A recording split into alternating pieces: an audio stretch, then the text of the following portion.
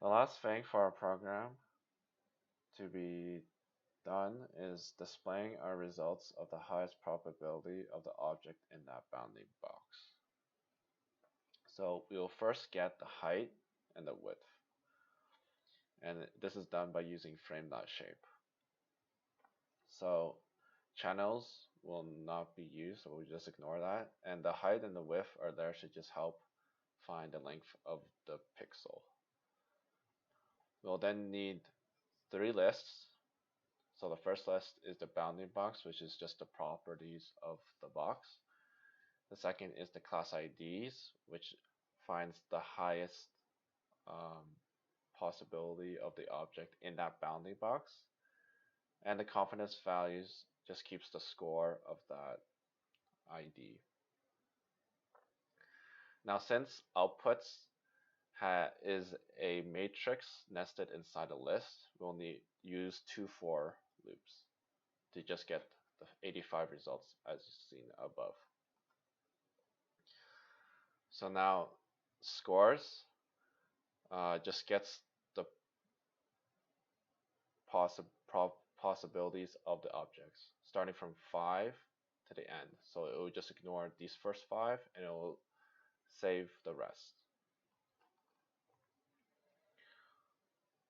The next thing it does is it will use this function argmax.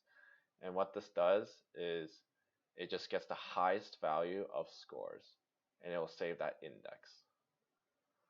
Then we'll save the confidence value using scores and then that index.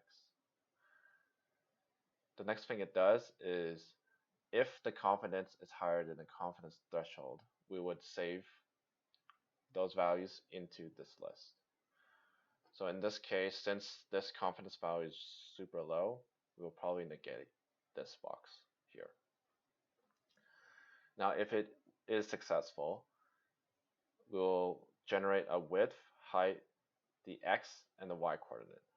And to generate the width, we'll just need the third value multiplied by the width, and we'll cast it into an int since it will be a double as a result. And to get the height, we just get the fourth value multiplied by the height. And we also cast that into an int. Now to get the x value and the y, we'll need to adjust the first value and the second value, since the first value is the center of x and the second value is the center of y. So all we have to do is get the first value of x multiplied by the width and then just subtract half of the width. And this is similar to the y coordinate, as you can see here. We'll then append the x, y, w, and h to the bounding box. We'll also append the class ID and the confidence value. Now, the output box basically gets rid of extra boxes. So generally, when you make a box, it will create smaller boxes saying that it's the same object. And basically, you just delete those. Now, finally, we'll just iterate through the output box.